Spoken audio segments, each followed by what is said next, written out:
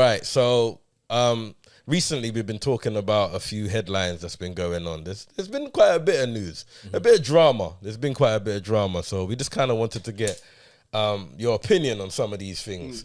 So one thing that I think we've been speaking about for a little while, but I think news just came out today or yesterday about Alec Baldwin. Did you hear about Alec Baldwin? Yeah. Yeah, the whole on Rust, yeah. Firstly, before that, obviously you work on sets, you do your thing. How easy mistake is that? I mean, on the sets that I've worked on, it's not an easy mistake to make because, you know, health and safety is so paramount to everything, every department that you're in. You know, health and safety is like up there and people are doing checks and things. And it's, you know, it goes without saying that it's absolutely disgraceful and unacceptable for someone to, someone's life to be endangered on a film that set. seems so like accidents happen, but from what I know about this, it sounds like it was an avoidable thing to have happened, and someone didn't do their job well enough to, and you know, or was a bit lax, and you know. When you hear of something like that, like what is your instant thought though? Because my instant thought is like, they should never be live. So how is that? Do you think, oh, that must be like, obviously you don't think it's planned because you don't think he did it purposely, but it's like, what kind of mistake is that? That just seems too big a mistake to be a mistake. Yeah, I mean, I don't know the exact story of how it happened. I mean, I've heard different things about where he was rehearsing with the gun, or like they were actually shooting it and things like that. I mean, first and foremost, it's an absolute tragedy. Definitely. Helena Hutchinson, who lost her life, and you know, it's, as I said, these things should never be happening at all. Yes, or even come close to happening. It's crazy. I mean, I know he went down a lot more because it was his production sort of thing. So I think it was less about the act. You know what? Don't even quote me on that. But I think he was a lot more responsible because it was like he was a part of the whole production. I've personally never worked with blanks before. All the gunshots in my films have been VFX gunshots. So there's that extra level of removal of danger. But there's, you know, even then, you're always checking the chamber. You're always checking, you know, you've got your armorer, you've got your people on set who are always, and a lot of actors now know it as well. They check that there's nothing in there. There's no, because anything could get in the chamber and cause some kind of thing, let alone, you know, obviously there was the Brandon Lee incident that happened. Yeah, because that's what we was talking about. That was the only one we've ever heard about. Yeah, exactly. And like that, you know, again, because with blanks, it's like, it's such an easy thing to happen if they're not checked properly, because they are shells of actual bullets. So if a piece of thing gets inside, so the standard of, you know, the health and safety around blanks, especially on most productions, is like absolutely it's seriously thorough, and someone hasn't done their job properly. And well, you got not guilty. You always kind of had his back. I just feel like but if there's someone designated, because I'm sure as an actor, I'm not the person designated to make sure. But that's what I was saying. I believe it's more to do with because it's his. That's fine. So someone's but that's fine. Yeah. That's fine. But me as the actor, who's shooting the gun, surely that's not my job to check. No, but someone has to take responsibility. Right, but and if you own the whole thing in terms of like... You're misunderstanding what I'm saying. Like, even if he does own the whole thing, surely he would have hired someone to make sure that doesn't happen. Yeah, but I think that person and him are like, under fire. That's cool. But me personally, like, if I hire you to do something and you ain't done it, and this is a top ain't really level. how life works. No, this is a top level. This is because you hired those people to represent your company. This is murder. Like, it's like that's almost like murder. Like, I can't, if I've got nothing to do with it, like, surely I can't be the one that's... But you pulled the trigger. Yeah, I pulled the trigger, but motherfucker told me that there was nothing in it, bro. Like, what does that mean? That definitely don't stand up in the court. Clearly it did. Nah, I don't. We didn't watch the case, but that don't stand up, bro. It did. Like, I pulled the trigger. And it's like, well, he told me there was nothing in it. Come on, man. We'll be going around killing people all day if that was the case. No, because we don't roll around with blanks. No, but if you can just use the excuse of he told me that it was cool. There weren't nothing in it. It was this. It was safe. It was blah. blah blah. Well, that will if we're gonna start relying on people, yeah, but they obviously do rely on people. That's literally what we they don't do. know how they'll call. We're speculating now. We're taking No, but I'm telling you, like in that industry, you would hire someone and you would obviously rely on them to do their job. That's with anything. You'd rely on the sound man to make sure that he gets the correct sound. Yeah, but you rely on the lighting to make sure he gets the correct lighting. You also have to take some sort of responsibility because you was the cause of it. Like, you pulled the trigger. You still was the cause of this accident happening. Regardless if someone was supposed to do their checks, okay, cool, they made a mistake, but you still have some kind of responsibility there because you actually done the act. I don't. But you done the act. I don't. I didn't do the act. I acted. Yeah, I acted. No, you done the act. I acted. Yeah, but you done the act that caused... I didn't. So how did that happen? Because the person there didn't do their job. That's why the person there didn't do their job. That is not why it happened. That is not why it happened. That is not why it happened. Why did it happen then? Because you pulled the trigger. That is why it happened. That's the act. Yeah, you but I done would the act. But you I only would felt safe to do the act because someone told you it was safe to do so. But you still done the act. But if he would have done his job, I would have still done the act, then nothing would have happened because it would have been a blank. Yeah, and? So the same action, me doing the same action. I know, but you still done the act because he didn't do his job. Yeah, cool. That's the difference. You still did the act, bro. I didn't do the act. The act was him. What's going on there? The act was him. It's his fault. It's his fault. And now Alex walked out. It's not my blame. fault. I mean, it's not my fault. Unfortunately, like, it's sad. Like, it is sad that those type of things. It's sad. Like, that those things happen. Like, it's sad regardless. No, you know what I mean? Someone's just gone to do work. Do you know what I mean? And they've ended up dying. But at the end of the day, there's certain things in life where situations happen like this, but you can't blame everyone. It's crazy being in a scenario like that because that is like probably like the most safest time you feel at work. Like, it's not one of those jobs where you think, oh, I'm gonna go and let me be on my P's and Q's because this might happen. So that's why I think it's really like peak, because you know when you just go to something with the it's sad. I think there's enough stuff on a film set that is dangerous anyway that I think there should be a conversation about whether blanks are even. I know this is, a lot of directors, about authenticity. It's not going to look the same, but whether it's worth it really having blanks on film sets anymore because VFX gunshots are good enough. Does it make that much? I was going to say, does it make that much of a difference in 2023 with a budget? That's a conversation that I think needs to be had because, you've got the Brandon Lee's and you've got the Alec Baldwin incident. That's too many. Yeah, like it doesn't matter that they're 33 decades apart. Like, it's too many. That absolutely should not be happening. And there's enough dangerous stuff going on film sets. Like, I just saw a clip of Timothée Chalamet was shooting a commercial, and I saw it on TikTok, and he's like walking, and the camera's on a crane, like a fat crane, and the camera hasn't moved back. It's actually moved forward, and it hit him in his chest. Jeez. And you're just like, if that was a bit higher, you're talking like a serious thing. You can look it up. Like, it just happened like a couple of days ago. So it's like there's enough heavy equipment and things that can go wrong. If you can a lot of moving eliminate parts. Something, there's a lot of moving parts on the movie. Literally something that is to do with bullets and stuff. Then you can do it. What would be the benefit of using a blank over a visual? That's what I was going to ask. Is it the visual part or the sound? It's a both. It's the visual thing. It's the sound thing. It's like it's the same argument of when you're hit by a bullet, VFX gun or actually using squibs with actual blood that sprays properly. It's potentially less of an argument because on the trajectory of how fake blood would, it looks a bit more authentic. But I think, as you were saying, Zush, like in this day and in 2023, VFX gunshot, it's the easiest. Yeah, it's the easiest VFX that VFX artists can do. It's the simplest thing for them to do. I think that it's a really real conversation to be had. It's true. We put a man on the moon, man. What are we doing there? We made it look good at least. But that's what I'm saying. If you could do that, if you could at least make that look good. Yeah, that's what I'm saying. I mean, whether the guy was on the moon is different. But if you can make that, I know the flag weren't moving in that, but was it? We don't know. We don't know. That's above my pay. We haven't been there. We don't know. I don't know. Would you go to space? Nah, I'm shook of space just like I'm shook of going under the sea. Like I'm happy here. I'm really cool on the surface. I don't want to go space. If you had the chance.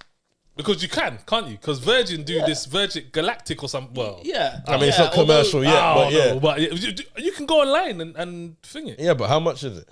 There ain't no price on there, bro. You know there are a lot of space takeoff tragedies that happen, like rockets exploding. And stuff. Like I feel like that happens a lot more more than like a plane taking off. I'm with that. So as I said, like it might be a bit the risk factor. I don't think there's anything in space that excites me enough to wanna. Space don't intrigue you. I mean, like if you made it to space and you can be like. But what am I going to see though? Blackened stars that we haven't seen in like Gravity, or like Interstellar. I've been to space. It's true, and you could probably VR and get the exact same feeling right now. And underwater's worse. I wouldn't go there either. Yeah, I don't want to do that. That is, I don't know what is under there. That's scarier. 100%. You know, I think I said it on the show before, but I went to Egypt, and I did scuba diving, and I think on God, I think I must have went down about, I want to say like 15 meters, something like that, maybe even less. Bro, it's a different life. Like it's a different lifestyle, bro. Your head's like under pressure. Like there's different stuff down there. Like your whole body feels like it's been squeezed. And I'm talking 15 meters, 15 meters, bro. So forget going down like 200, 300 feet, bro. That's why I believe in mermaids. I'm gonna be real. I slightly believe in mermaids. What type of mermaids though? Like Ariel or like sirens? More like sirens, more like evil mermaids. Like I believe. Like put it like they this. can speak English. Like they no. All right. So wait. Let me brush up a little bit. Because that was a bit wild. Hey Zeus. It was a bit too mad. Wait. Let me brush it up. So I believe there are fish at the bottom of the sea that could resemble like human faces and human life form. Okay. Like that's what I believe. I believe like you could. Like a quick glimpse is like, whoa, you hear me? It's like you might see like a human type fish, or the face might be quite resemblance of a human, but I believe that's how I believe in mermaids. Okay. And so not necessarily like Little Mermaid, half man, half fish sort of thing, but quite close. Okay. Quite close. And considering we've never been to the bottom. Yeah. And I remember when I went Trinidad, they used to tell me stories about how mermaids, like the story of mermaids came about, innit? Because they used to kind of pull pirates down. Make the ships crash. Yeah, basically. That's sirens, though. Yeah. That's not a mermaid. I mean, ain't they all pretty much the same thing? No, sirens are bad. Mermaids are like supposed to be like good ones, but sirens are always look like fucked up shit from like a Japanese horror movie. Yeah. That's what a siren is. Yeah. Well, yeah. Either or, whatever. They're down there. They're down there. I could believe, like, if I bumped into Ariel, I'd be like, oh. Knew you was down there. You ain't gonna surprise me. No, literally that. Jonathan Majors. What is he? Is there like more of an update, or we? So they said there's a video. Oh, man. They said there's a video. They said because I think the incident actually happened in a cab. No, it happened in a cab. I think it was. I think it's a cab because they're saying the cab driver is willing to take the stand as well. So I think Jonathan and I can't be his management, it has to be his lawyers and that. They put out a statement basically saying there's video evidence, cab drivers looking to do this. I think that's pretty much after more women have come out with I've seen that, more allegations. So I think it's like, you know what, yo, we got to offload some sort of information or clip because they've been pretty quiet since. If Jonathan was about to be in one of your films, where would you stand with it right now? It's a tricky. I mean, again, it's all alleged and nothing's been proven. But from what I've heard, he's been. I don't know the ins and outs of it. But the news is he's not on projects anymore. Mm-hmm. His management has left, whether that. Well, he's still on projects now. Is he? I'm sure. I think there's some projects that he's been. Some of the main ones. He's still on like the Marvel projects. Yeah. And there's another one he's doing as well. What's the other big one that he's doing? Is he still doing Dennis Rodman? Because I still. Yeah, that's it. Yeah. Okay, cool. I think it's such a hard thing to. You'd have a conversation with him first and foremost, and see what the state play was, because obviously, again, innocent until proven guilty. But definitely, you have to just take it on a case by case basis. Does his management label dropping him make it look a bit sus to you? Well, you don't know what he may have left them. Like, we don't know. Yeah, no, that's the we don't actually know what's happening there. I mean, on the face of it, it doesn't look good. Because they're not handling it well. If I'm looking at it at face value, like they're not handling the situation well, because he's looking kind of guilty. The way that it is. But they always say the best way is just to keep your mouth shut. Like, I disagree. Well, to be fair, the big problem, because like you might be right that he left them, because right at the start they released the text messages. And the text messages was from the woman. From the woman. Yeah, but it backfired. It backfired on it because they was like, hold on, this sounds like someone who's being abused. This doesn't sounds like someone who's sorry. Like, it sounds like someone's being abused and they're being forced to say something. So it backfired, you know what I mean? So maybe he weren't feeling that or something. Yes. No. But with these cases, man, you don't know, do you? I just think this one, there isn't enough out there yet. No, there isn't. I think he's supposed to appear in court on the 8th of May, I think I saw. Yeah, 8th. So hopefully there'll be more information. So, it's one of those things. I think there's still not enough information out there. And if there is a video and stuff like that, I mean, that will be very obvious very quickly about exactly what he has done and what he hasn't done and who. And Last question. Well, one more question. You're the leader of Marvel, yeah? Kevin Feige, yeah? You're that guy, yeah? And you've put billions behind this guy, yeah? And he comes out guilty. What do you do? I think you've got to replace him. You just I don't think people... Too much negativity, man. Billions. Negativity. You don't just put him on there, because we've seen some people do some fucked up shit. What does that mean exactly? Like, when they say they've spent billions on him being a new character, what does that mean? They've given him X, Y. I just feel. What does that mean that they can't get someone? Is it because it's too much of a gamble? Like, what does that mean? Like, we've got billions riding on this guy. Like, what billions? Like, what are the billions? Well, the films aren't out yet. Well, no, if they haven't been made yet, then what billions? Well, I don't think at the moment you could name a more active, bigger black actor than Jonathan Majors right this second. I mean, Michael B. Jordan. I don't know if I'd put him above. No, but Jonathan Majors, said name. You just said name. No, but I'm saying in 2023, you would say Jonathan Majors was that guy. I just feel like he's had a strong wave. I think Jonathan Majors right now, the name alone is just massive. So but that's because of everything. That's a lot of tied in. Right. So okay, cool. I'm with that. So let's just say, okay, we'll forget that Michael B. Jordan has just done Creed and this, that, blah, blah, blah. Let's just say you go and get Michael B. Jordan now, etc. This, that. Like, I just feel like, you probably know more than me, but I just feel like there is so much contracts in place in regards to what's going to happen in the future, and this person's doing this and that person's doing this and this. And even the whole Kang thing. Do you not feel the name has become a lot bigger because you know what he's being associated with? I.e., if they gave someone else that association, like if they started saying Damson Idris is going to be this and boom, boom, that and boom, boom, that, it will kind of make his name start to get bigger. They'll give him 1 or 2 films. All it has to do is slap and then you're Jonathan Majors. No. That's pretty much what they've done. Marvel already did do a big recast. They recast Edward Norton as the Hulk. See, but that wasn't the. That was. It wasn't the same. It wasn't the same. But as far as it was doable. Yeah, about recasting. Yeah. But that wasn't. It's not. For one, Marvel weren't even there. Yeah, like that was. Marvel weren't even there, and I don't think that. I'm not entirely sure. I don't know, but I don't feel that they had the whole multiverse thing, how they have it now, planned for that to be like.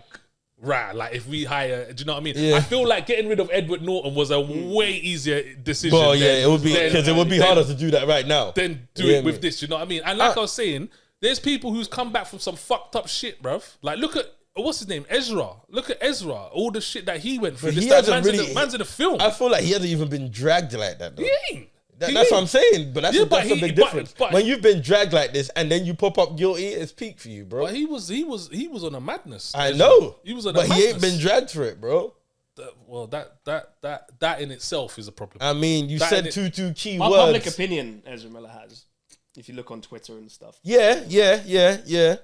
But even that though, I still feel like there's a lot of people that don't even know that name. That name doesn't associate with nothing. It's not ringing bells. Like you ask the average person that watches movies, they don't really know. You hear me? So I don't know. It's a big difference, but we'll see. But speaking of casting, just to ask you a question, what is it like casting for these interactive movies? Because, so I was thinking, this might sound silly, but this is how I compared it. When I'm watching Netflix, or when I'm looking for something on Netflix and I'm flicking through, sometimes I relate that to like if I had a film and I was looking for people to cast. Am I far off from that? Is it like, does it get to a point where it's like it almost becomes a job casting? Like, well, it is a job casting, but it's actually a longer process than you may intend it to be when you set off being. It's a crucial, massive role, and I have a casting director who I work really closely with, Heather Baston, who's done a lot of my interactive projects. Yeah. So we have a really good rapport, and it's a tricky thing because there's so many different things you're looking for. If you're looking for something specific physically, and then you got to think about chemistry with other characters.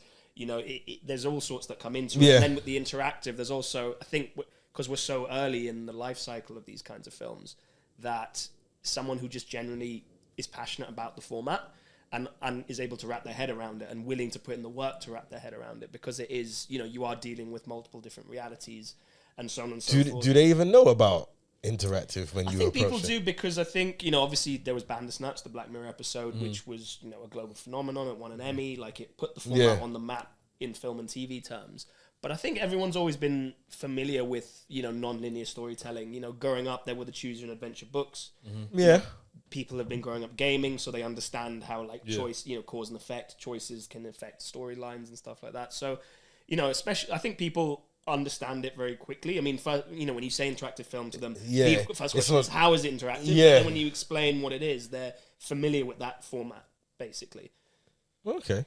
Well, that makes sense. But it is a specific skill set to be able to, juggle these different storylines that you can go on, these different branches of a story, these different emotions that you can take a character in depending on what the audience chooses. Yeah. And sometimes, I know George Blagden, who plays one of the leads in the gallery, always says, sometimes you have to do things which to you seem quite illogical because they're a choice that, the audience could make for the character to do, and then you've got to sell that. Whereas in a linear film, usually, it's just the script and whatever is in the script, and that's just follows a just general arc. Yeah.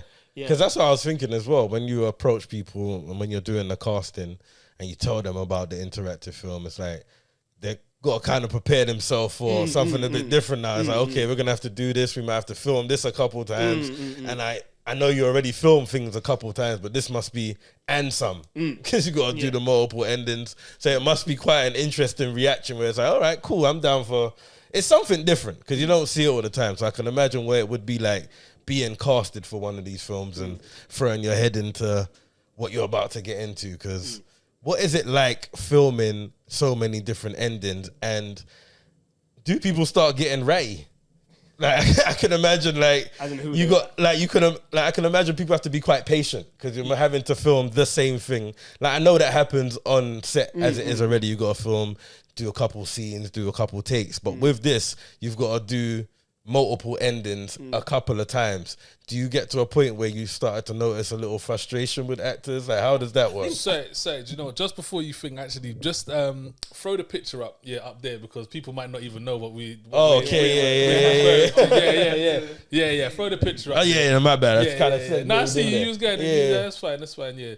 But yeah, okay, guys, so this is the gallery. 2023, 2022? 2022 on the gaming platforms, 2023. 2023, yeah. So this is an interactive movie made by Paul here. We went and watched this, and yeah, like Zeus said at the beginning, and we was like, yo, we want to get him on the show, etc. So everything that we're talking about here is in terms of this and the type of films that Paul's up to, which is interactive films where you can make choices and it doesn't follow the same linear pattern of a movie that has a script. You can choose, okay, this person does this, and then your choices changes the whole movie and changes the character, etc. It's really quite complex, which is actually really cool. But yeah, anyway, sorry, answer the question, and this is what it's related to. Well, yeah, I mean, it's a different style. It's a different language. It's a different style of making a film, you know, on a logistical level when you're shooting it. So obviously, I mean, the gallery, it's kind of two films in one. As you can see, there's the 1981 version, which has a female protagonist, and the 2021 version, which has a male protagonist. So it's kind of two films in one. And then, you know, within that, it's about 5 hours of total content that you can have a pool of 5 hours access, and then it's about 70-minute playthrough each time you play it. So there is obviously a lot more that you need to get through. So I think people, you know, on the set are more aware of, you know, they are more actively aware that we need to get through so much stuff. And the gallery and its style was not that repetitive in some ways in that sense, so that, you know, all the different branches were quite different. So it was just like shooting different scenes, whereas, you know, some of the other projects I've done, it is like you said, it's like there is, you know, you are in many ways repeating a lot of the same dialogue, but then changing a word here or doing a different action. But it's, you know, a lot of it is rinse and repeat the same thing over and over again, but slight different variations of it. Okay, nice work. I didn't even think that with the gallery. There are loads of different endings. Yeah, so it's like they're not shooting. Scenes, they're it's like they're just different, loads of different scenes rather than different versions of the same scene. Okay, so if we like wheel it back, like, how did you even get into film? Because I know one of your family, was it your dad? Your dad. So he was a producer. So actually, if we go right back, my dad. Well, when I was growing up, he was a cinema operator. So he ran cinemas. So yeah, in the UK and then abroad. So I lived 2 years in Switzerland when I was a lot younger because he was running cinemas in Europe. Okay. And so basically that just meant I was in the cinema a lot. You know, lots of free films and, you know, watching the cinema. I was in you know, every week basically. From early, you've been on early. I'm watching them on the big screen. So that's kind of where I fell in love with cinema and the form and everything like that. So that's when I realized I wanted to do it. And then, you know, after he was cinema operating, he became an independent film producer through my teen years, basically. So while he was doing that, I would, you know, shadow him on his sets, and he would give me sort of scripts to read and, you know, get a youthful opinion. But, you know, as I was doing that, you kind of pick up the ins and outs of the industry, you know, from, you know, on set, off set, how it kind of all works. So, and I was still like, okay, this is still what I want to do, even though I'm seeing, you know, the how it goes, all the mechanics and everything of it. It still fascinates me. I'm still passionate about it. I'm still interested in it. So I went and did English literature with film studies at uni because, you know, mum wanted me to go to uni rather than get straight into the industry. And but again, it was film leaning because there was film studies involved in that. So that was delving into the theory of it. So eventually, when I came out of uni at the age of 21, I was like, I still want to do it. I still want to. I was just about to say, so films, you've only wanted to be involved in film from the get-go.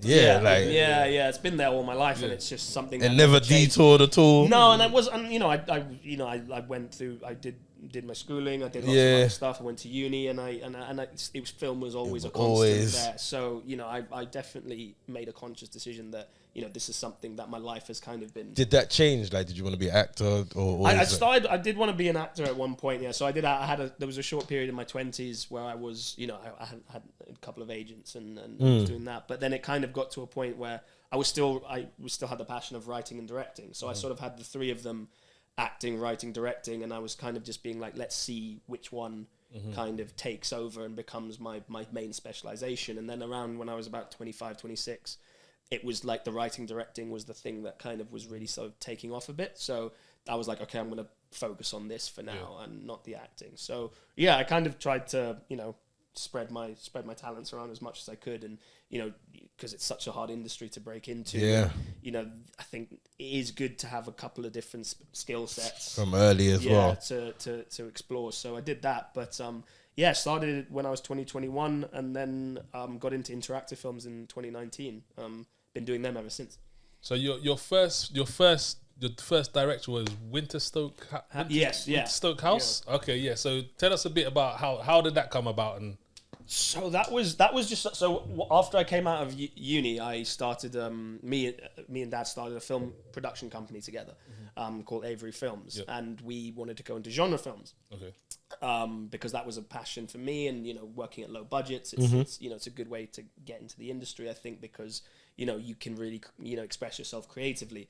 I'm very passionate about genre films. So when you say genre films, what do you mean? So like horrors, thrillers, that kind of those kinds of films. So Winstock House it's a psychological supernatural horror film set in a haunted house, which was he loves all subgenre. that. Yeah, loves all that. Yeah. So that was mine, and it screened at the Rain Dance Film Festival in 2016. So that was a really great sort of start to my career, and it was received pretty well. And then the next one I did was White Chamber, which was probably the most influential, impactful film of my career at that stage, because it got selected for about 10 film festivals around the world, including Edinburgh, Mumbai, Sitges, Fright Fest here in London.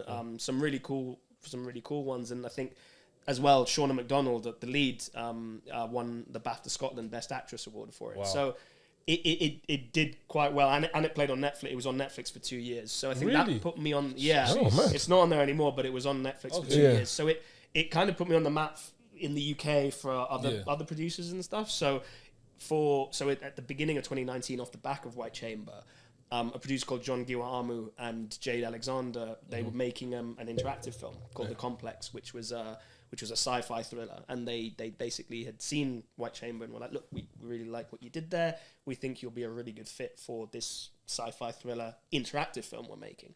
So I pitched to them and I said, look, I've never made anything like this before, but I know how to make films, sci-fi thrillers and genre films, and I've been a casual gamer all my life, so I'm familiar with non-linear storytelling. Yeah. So I kind of just jumped on it, and at that time there was no real precedent of how to write these films or make these films, or how what a script of an interactive film looked like or anything like that. So I was kind of making it up as I went along in some ways. Like I was just being like, okay, how would a script like this work? That helps. That would help me, and I think the crew and cast would be able to understand as well. So I was doing that, and basically the way I do it is I make a flowchart as well as a script, and the script reads like a choose your own adventure book. Yeah. So you've got like scene 2 at the bottom of scene 2. You've got option A and option B. Turn to scene 3 for option A. Turn to scene 4 for option B.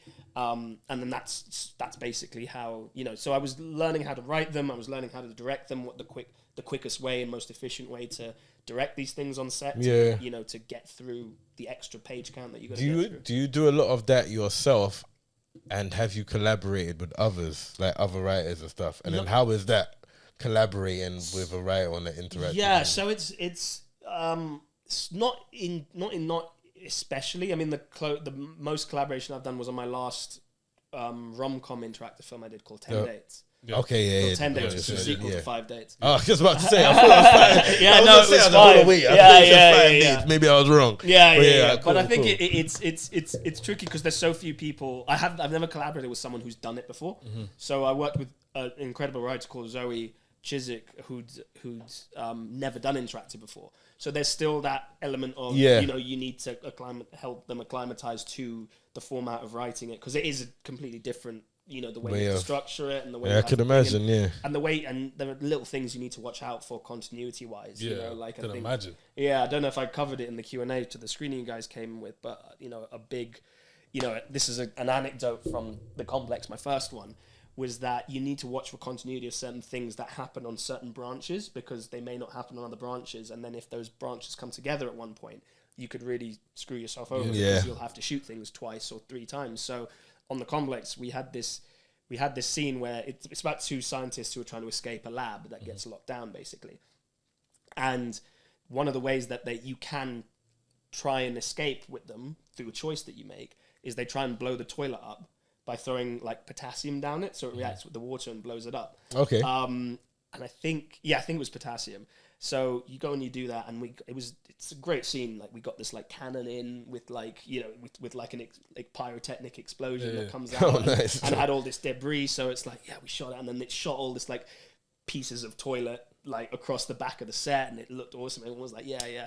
And then like our script supervisor came and just said, you do realize this toilet has only blown up on like one reality. It hasn't. So there's like loads of branches where the toilet has. Yeah. So we were like, oh shit. So like we came back, and then we were like, we realized later on, every time we shot a scene, that faced that corner of the room where it had blown up into, we had to shoot 2 versions of it.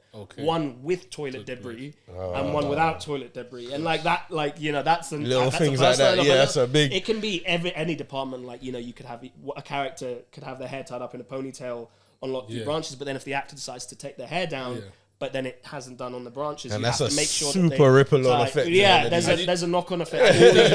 you know, you got those people out there. Yeah. They're waiting to go on Twitter. Yeah. You see that film, The Gallery? Yeah. She had her hair in it. Yeah. You know it. But the toilet one was a bit too much. They'd be like, I thought we'd do the toilet. What the hell we doing here, Paul? What's up? Because you know what's funny? You know when you notice that in the film, it's like the biggest hole when you see something. It's like, they were stabbed on the left. Yeah. Like, so the wounds is another thing. You can't be having people getting like cut across the face and stuff like that in one thing, but then because then you have to shoot it twice. So it's. I can see how that's a big. So they're like little things like that are like part of the language of interactive filmmaking that you need to watch out for. I've learned over the years, kind of, you know, through just doing it and kind of thing. And then, you know, if you are collaborating with someone, those are the kinds of things that you have to watch out for, be aware of. What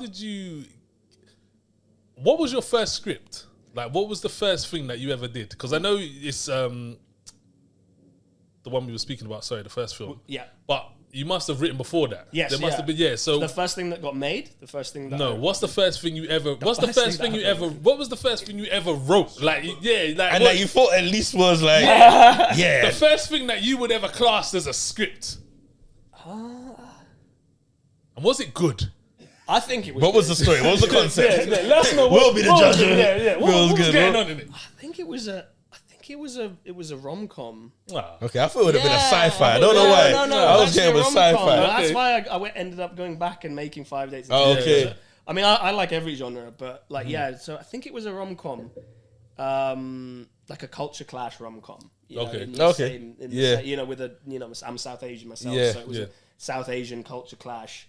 Rom-com and trying to make it work. And there's a film out right now sort of that's quite similar. What's Love Got to Do with It? Okay, which is kind of in the same kind of. It's that kind of area of what it was, and I think I've still got it, and it was I think that's the thing. What I did was I didn't have Final Draft or any of the software that you write these things on at the time, so.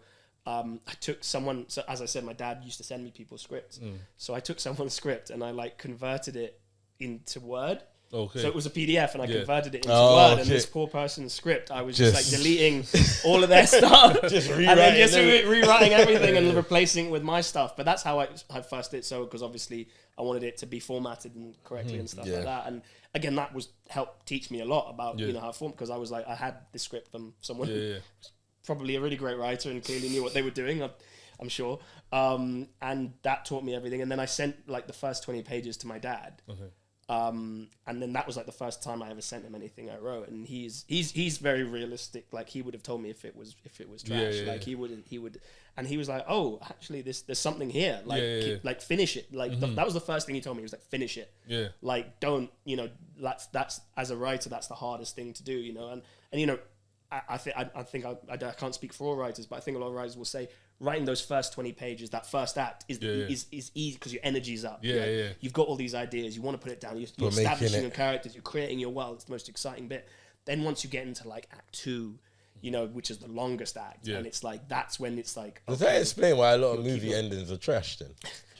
Let's be real, because a lot of movie, by the time it gets there, how many times have we say, nah, it started off good and boom, boom, boom, didn't really feel the ending though, Is that because like a lot of people run out of momentum? That is a thing about it. It's it is a momentum thing, writing a script. It's like, keeping your energy up, keeping your ideas fresh, and you can get bogged down in that, that second act, because, most people will know how they want something to end. So they got their ending lined up. So I was just about to ask that, because if that's a common thought process or people know about that, how regular is it for someone to start writing, not necessarily backwards, but knowing what they're going to do at the end and kind of working backwards that way? I think a lot of people do. I think a lot of knowing that they might run out of momentum by then. So it's like, what, let me start cornering off the edges. Well, I think I get there, at least I have a core idea where it's supposed to go. Yeah, I think a lot of script books, like the like famous textbooks that you would read as a scriptwriter. I mean,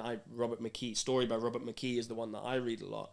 And that's saying he was a firm believer in saying that the ending is the most important part. Like that's what everyone leaves the theatre. Even true. If there have been like down parts, it's true. Everyone will. If your ending is strong, but you can only get.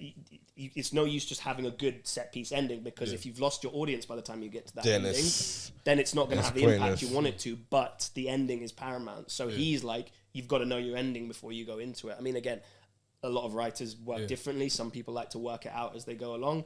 I've done that in the past. But I think, it is that middle section that is the trickiest part because, you'll go into a film, the first 20 minutes, you're in, your energy as a viewer, that's how you work as a viewer as well. Your energy's up at the start, you're like, I'm going to listen, you're engaged and stuff like that. And then it's like, how many times have you watched a film where, after that first act and you get in that second act where it's like, okay, we're settled in this world, we're with these characters, they need to start going on that journey and it kind of starts to drag and it loses a bit of momentum and stuff like that. And then, so I think that's, structurally... That's kind of that's about being able to pace yourself as a writer and plan it. I think planning is such a important part, which is the beauty of interactive film is that you can't really start writing it until you've got that structure. Oh, okay. Because you can't really make these things up as you're going and work them out as you go along because you're dealing with too many things that need to all work together. No, I think it's true what you say about the ending actually because I watched a film the other day called Suzume. You heard of it? Suzume. It's an anime. Japanese anime just come out. It's about some girl who walks through like a door into a different world. Yeah, basically. And the whole film was trash. Yeah, the whole film was trash, bro. But the ending was fucking fantastic. Yeah, but they lost me by then. Even though the ending was, I went with my son as well. Yeah, and even though the ending was dope, like when I say the ending was dope, it was dope. Yeah, sick. But as I was in like, action or the story? Action and the story. Okay, like it took about, and it was 2 hours long. Yeah, and in the last 15 minutes, it all kicked off. Yeah, like, and I was just like, nah. Like I'm not allowing you to have it. I'm not giving it to you. Like I'm not giving it to you. Nice. Even my son, I was like, "Did you like the ending?" He was like, "Yeah, but Dad, the rest of the movie though." And I was like, "Yeah, nah, I'm with you." Like the whole movie was just so slow. It was so repetitive. But then the ending was just like, wow. But I was just like, nah, not having it. Yeah, but I think that's the thing. What Robert McKee says is that audiences will remember the ending, no matter what. They'll remember. Yeah. But that's why. Can you imagine now if you had enjoyed the first hour and 40 minutes and then had that ending? Would have been a classic. Yeah, that was I dream of it. I wish. I wish it was like that. Would have been the best movie ever. Lord, yeah, man. I wish it was like that. Have you got anything future wise? Anything that you think that you're? Yeah, well, I'm looking to shoot something in August. So we're casting something at the moment. So that's another interactive. A suspense thriller, and then I've got another script for a comedy that I've written as well. So, I just want to explore different genres within the interactive format because I think any genre really works with it. I've done sci-fi thrillers, I've done hostage thriller, I've done rom-com.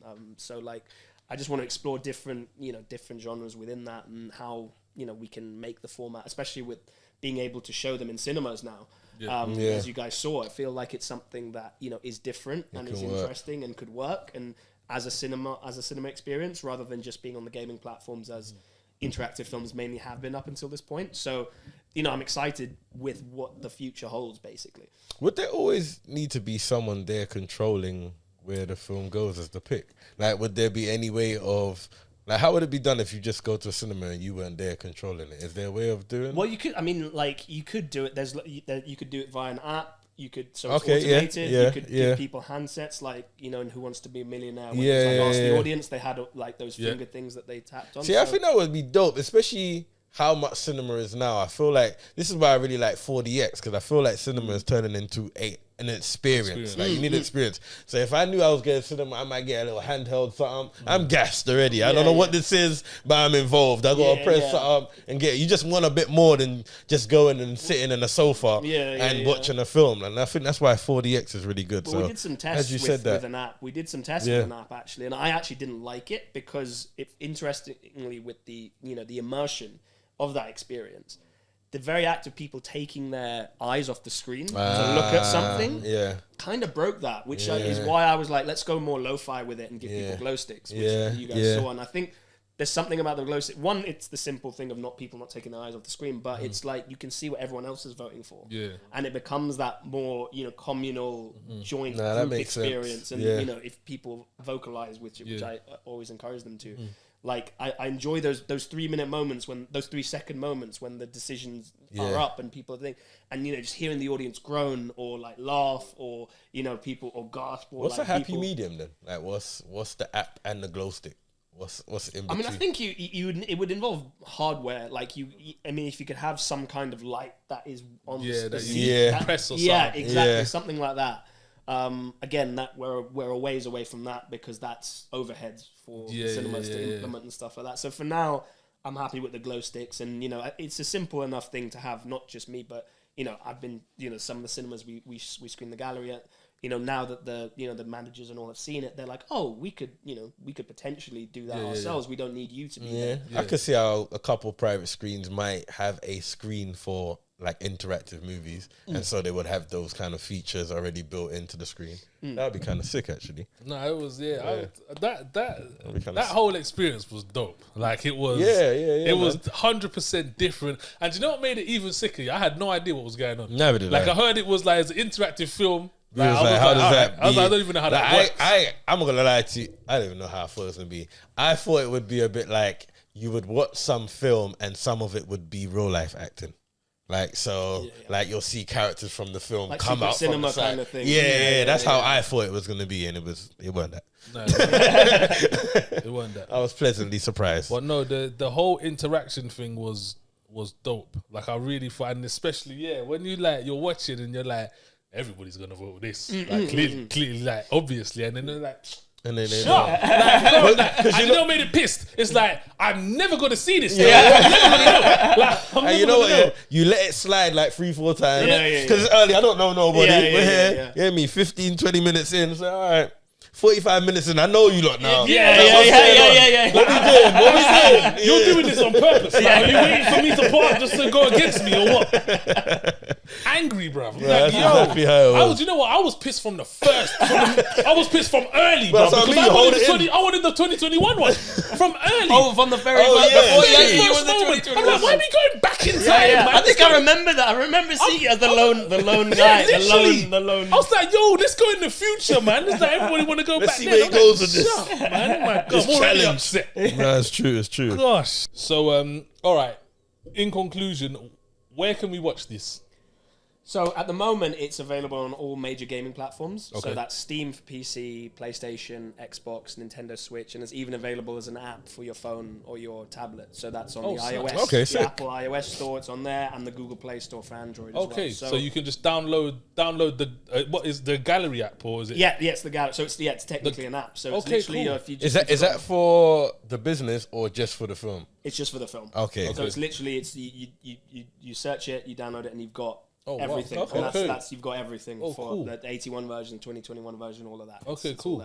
Hey, go run it up, people, man. Run this one up. Where can we watch your other stuff? So a lot of that is all on the major gaming platforms as well. Yeah. So obviously my old stuff, which my traditional linear film stuff, that's all on your Amazons and stuff. Mm-hmm. But all my other interactive films, so the Complex, that's on all of those gaming platforms. Okay. 5 dates across all the gaming platforms, 10 dates also, and the short I did called Death Trap Dungeon in the Golden Room, which is a really fun little fantasy one. I see that actually, because what, it's funny you said that. I'm glad you did, because I forgot to mention it actually. Death Trap Dungeon is the first ever game I played on PlayStation. No way. First ever game. The PlayStation 1. PlayStation 1 one, where you could pick the guy or the woman. Yeah. My mum bought me a PlayStation. Yeah, I'll never forget it, because like my mum isn't like, love you mum, but she's not like the one to buy you expensive gifts like that. Like I mean, she gives me a lot of money these days. But back in the day, let me not cut myself. Yeah, might be a little skip. But yeah, man, come on Sunday, just getting pure cut iron. Don't understand why. Yeah, because he watches these as well. But back in the day, like a PlayStation was unheard of. Like it was like raw. Like you get me. And she was like, "Oh, this is because you've been good at school." Remember, I went to work to give me the PlayStation, and it came with 2 games. Yeah, it came with Tommy Mackinnon Rally. And it came with Death Trap Dungeon. No way. Literally, yeah. So when I saw you had done that, I was like, yo, Death Trap Dungeon, that brings me back, man. That game was shit scary as well, bro. Yeah. Oh my gosh. Super flashbacks, bro. Yeah, anyway, back to, Death Trap Dungeon, and you, that's Ian Livingston. Ian Livingston, isn't it? Yeah. So, I got to, he obviously the Choose Your Own Adventure books and stuff, and he, I got to meet him when I was shooting it, which was amazing. Wow. Yeah, okay, so I was like, I had a really nice dinner. So, like, I mean, that was like, me getting to meet a living legend. So it was amazing. So it's a really cool. It's a little short. It's about 15 minutes, but again interactive. So and where's that? So that's on Steam. That's on Steam and Xbox. Just those 2. But then the other 4 feature length ones I've done included the Gallery, the Complex 5 dates, 10 dates. They're all on all the other platforms. Why you been active, boy? You're busy, man. There's a nice little catalogue there. Yeah. Little catalogue. Yeah, but we always be saying, boys, people be working and you don't know. Like, you know what I'm saying? Yeah, it's only like interactions and you meet and be like, right, you really was out here. Literally, man.